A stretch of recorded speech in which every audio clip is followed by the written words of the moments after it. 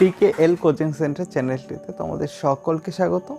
আজকে আমাদের টপিক হচ্ছে কমার্স রিলেটেড যে কোশ্চেনগুলো, যারা তোমরা ক্লাস 10-এর পর 11-এ কমার্স নিয়ে পড়তে যাচ্ছ,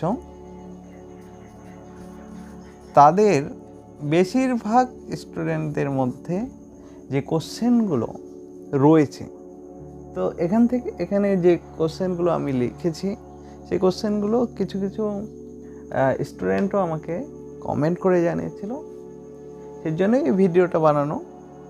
তো বেশিরভাগ স্টুডেন্টদের মনে যে কোশ্চেনগুলো রয়েছে তারই অ্যান্সার দেওয়ার জন্য আমি এই ভিডিওটা করেছি। এখানে কমার্স রিলেটেড কয়েকটা কোশ্চেন আমি এখানে তোমাদেরকে আলোচনা করব এই ভিডিওটাতে। তো প্রথম কোশ্চেন যেটা রয়েছে সেই কোশ্চেনটা হচ্ছে, কমার্সে সব কিছু কি ইংলিশে থাকে? তো কথা হচ্ছে, কমার্সে সব কিছু ইংলিশে থাকে না, তুমি ইচ্ছে করলে বাংলাতেও করতে পারবে। তো এখানে কথা হচ্ছে, কমার্সের যে সাবজেক্টগুলো আছে সেই সাবজেক্টগুলোতে ম্যাথ থাকে, সেই ম্যাথগুলো ইংলিশেই করতে হয়। তো অতটাও প্রবলেম হয় না। তোমরা যতটা ভাবছো যে ইংলিশে খুবই পাওয়ারফুল হতে হবে, সেরকমও ব্যাপার নেই। মোটামুটি তুমি যদি ইংলিশে রিডিং পড়তে পারো, ইংলিশে মোটামুটি আয়ত্ত আছে, তাহলে তুমি কমার্স নিতে পারবে। সব কিছু ইংলিশে থাকে না। রেফারেন্সের জন্য তোমাদেরকে কয়েকটা সাবজেক্টের বইয়ের যে টপিকগুলোর ছবি দিয়ে দিচ্ছি, যে বাংলার বইগুলো, ঠিক আছে, পেজগুলো দেখে নাও তোমরা, তাহলে বুঝতে পারবে যে কমার্সে সব কিছু ইংলিশে থাকে কিনা। বাংলাতে বই তোমরা অ্যাভেলেবেল পেয়ে যাবে, ওটাতে কোনো চিন্তা নেই, ঠিক আছে। কিন্তু ম্যাথগুলো তোমাদের ইংলিশে করতে হয়। নাম্বার 2 যে কোশ্চেনটা রয়েছে, অঙ্কে খুবই দুর্বল, কমার্স নেওয়া কি ঠিক হবে? তো প্রথম কথা, কমার্সের যে ম্যাথগুলো রয়েছে, সেই ম্যাথগুলো, কমার্সের যে অঙ্কগুলো করতে হয় বিষয়গুলোতে, বেশিরভাগ বিষয়ে ম্যাথ থাকে, সেই ম্যাথগুলো যে করতে হয়, সেই ম্যাথ আর তোমরা ক্লাস 1 থেকে 10 পর্যন্ত যে ম্যাথগুলো করেছ তার থেকে একটু ডিফারেন্স, ঠিক আছে, একটু ডিফারেন্স হয়।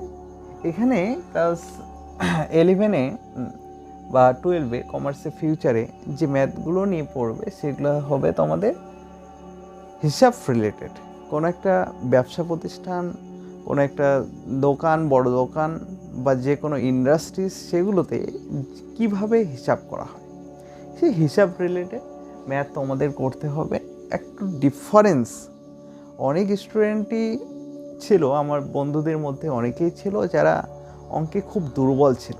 এমনও আমার একটা বন্ধু ছিল যে অঙ্কে মাধ্যমিকে 25 পেয়েছিল, সেও কিন্তু কমার্স নিয়েছিল, এবং কমার্স নেওয়ার পরে সে কিন্তু মোটামুটি কমার্সের ম্যাথগুলো পারত। তো এমনটা নয় যে তুমি অঙ্কে এখন খুব দুর্বল রয়েছ, আর এই অঙ্কে দুর্বল হওয়ার ভয়ে তুমি কমার্স নিতে চাচ্ছ না। তো এটা কিন্তু একটা আলাদা বিষয় হয়ে গেলো। অঙ্কে দুর্বল হলেও, মানে মোটামুটি যদি অঙ্কে মোটামুটি যোগ বিয়োগ গুণ ভাগ এগুলো যদি জানা থাকে, বা বেসিক যে নলেজ যদি থাকে তোমার অঙ্কের ব্যাপারে, তাহলে তুমি কমার্সটা নিতে পারবে, ঠিক আছে। আমি একটা জিনিস সাজেস্ট করতে চাই তোমাদেরকে, যারা ভাবছো যে কমার্সে সব কিছু অঙ্কে থাকবে, কেমন না কেমন হয় ম্যাথগুলো, আমি পারবো কি পারবো না, সেটার জন্য আমি সাজেস্ট করব, তোমরা ইউটিউব চ্যানেলে অনেক কমার্সের যে ম্যাথ যেগুলো রয়েছে, কমার্সে মেন যে ম্যাথের যে সাবজেক্টটা, সেটা হচ্ছে অ্যাকাউন্টেন্সি।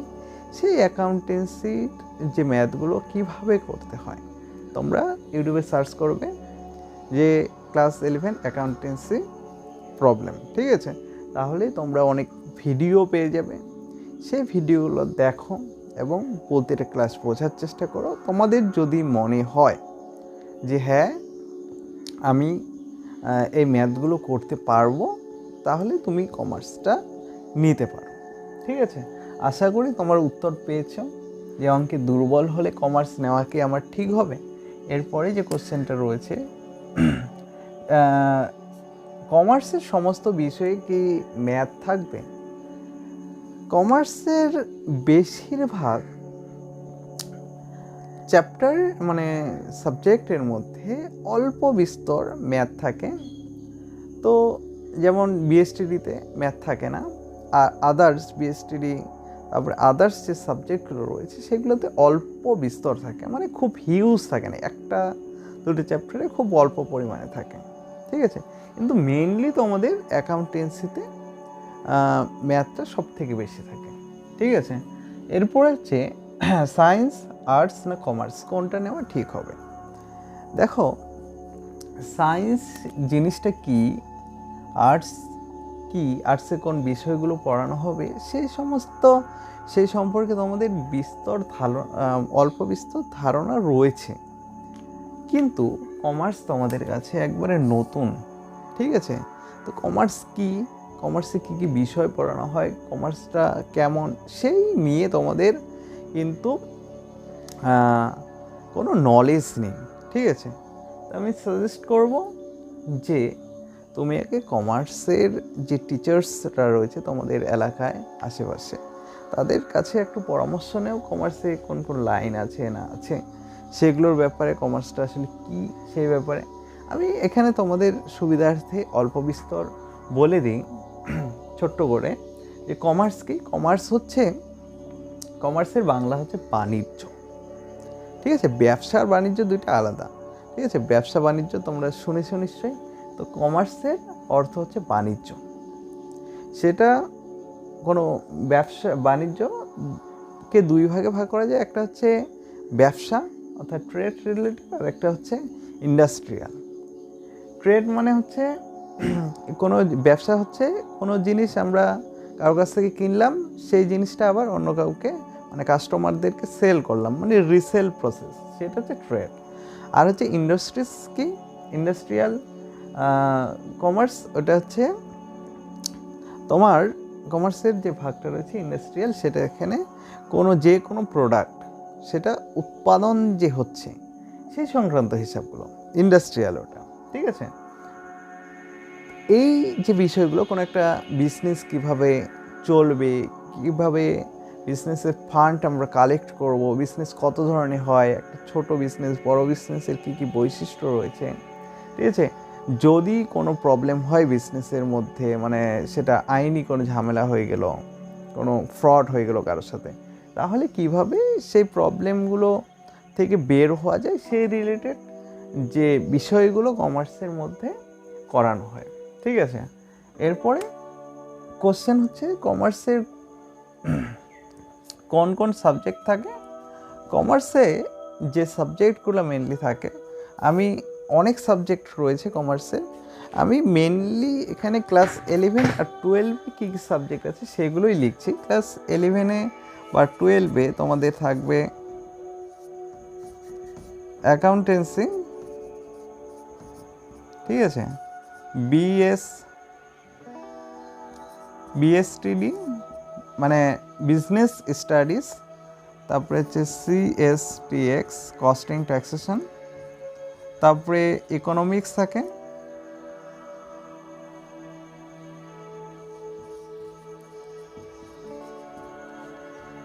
ঠিক আছে। এছাড়া তোমাদের ম্যাথ থাকে, পিওর ম্যাথ, তারপরে হচ্ছে সিএলপিএ থাকে, আর যেটা হচ্ছে অনেক স্কুলে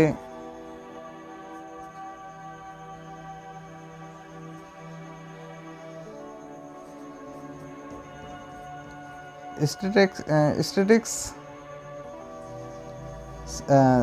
দিয়ে থাকে, অনেক স্কুলে ইভিএস থাকে, অনেক স্কুলে ফিজিক্যাল এডুকেশনও দিয়ে দেয়।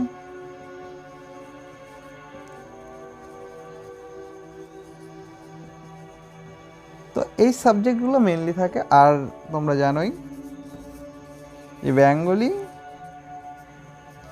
আর ইংলিশ, সেটা তোমাদের সায়েন্স, আর্টস, কমার্স যায় না নেও না কেন, তোমাদের বেঙ্গলি আর ইংলিশ থাকবে। মেনলি কমার্সে অ্যাকাউন্টেন্সি, বিএসটিডি, কস্টিং, ট্যাক্সেশন, ইকোনমিক্স, তারপরে হচ্ছে সিএলপিএ, এগুলো হচ্ছে কমার্সের মেইন সাবজেক্ট, ঠিক আছে। এছাড়াও অনেক স্কুলে প্রোভাইড করে ম্যাথ, স্ট্যাটিস্টিক্স, তারপরে হচ্ছে ইভিএস, ফিজিক্যাল এডুকেশন, আর বাংলা ইংলিশ সবারই থাকে। তা আশা করি বোঝা গেল যে কমার্সে কোন কোন সাবজেক্ট থাকে। এবারে নাম্বার 2, 5 নম্বর যে কোশ্চেনটা রয়েছে সেটা হচ্ছে কমার্সে ভবিষ্যতে জব অপরচুনিটিস কেমন আছে। তো কমার্সে মেনলি যারা কমার্স কমপ্লিট করে, যেহেতু ব্যবসা রিলেটেড এটা একটা স্ট্রিম, তার জন্য এখানে ব্যবসা রিলেটেড কোনো বিজনেসের মধ্যে তুমি কাজ করতে পারবে। যে কাজগুলো সেগুলো হচ্ছে জবের ক্ষেত্রে সবার প্রথমে যে জবটা খুব কম স্যালারির মধ্যে যে জবটা থাকে, মানে কম বলতে মোটামুটি 15 থেকে 30-এর মধ্যে পাওয়া যায়, অ্যাকাউন্টেন্টের কাজ। এই যে তোমাদের অ্যাকাউন্টেন্সি রয়েছে, এই অ্যাকাউন্টেন্সিতে কীভাবে হিসাবগুলো করতে হয় সেই সংক্রান্ত আলোচনা করা হয়, তারপরে বেস করে অ্যাকাউন্টেন্টের কাজটা পাওয়া যায়। তারপরে যদি বলি সিএ, চার্টার্ড অ্যাকাউন্টেন্টের কাজ, এটা সিএ হচ্ছে প্রফেশন চার্টার্ড অ্যাকাউন্টেন্ট। এটা হচ্ছে একটা প্রফেশনাল কোর্স, কমার্সের সব থেকে বড় কোর্স, ঠিক আছে। এটা করা যায়, তুমি চাইলে এটা করতে পারো। তারপরে হচ্ছে কস্ট অ্যাকাউন্টেন্ট,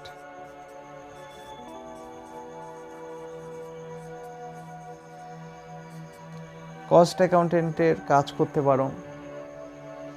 তারপরে কোনো বিজনেসের অ্যাসিস্ট্যান্ট হিসেবে, ঠিক আছে, ম্যানেজার কোনো বিজনেসের, তার জন্য এমবিএ করতে হবে, ঠিক আছে।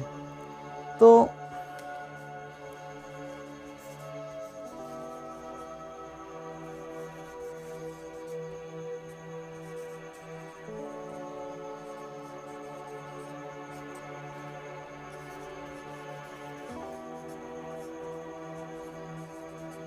বিজনেসের কোনো সুপারভাইজার, ঠিক আছে, দেখাশোনার দায়িত্বে যারা থাকে তাদের সুপারভাইজার বলে। কোনো একটা বিজনেসে দেখাশোনার দায়িত্বে যারা থাকে তাদেরকে সুপারভাইজার বলে।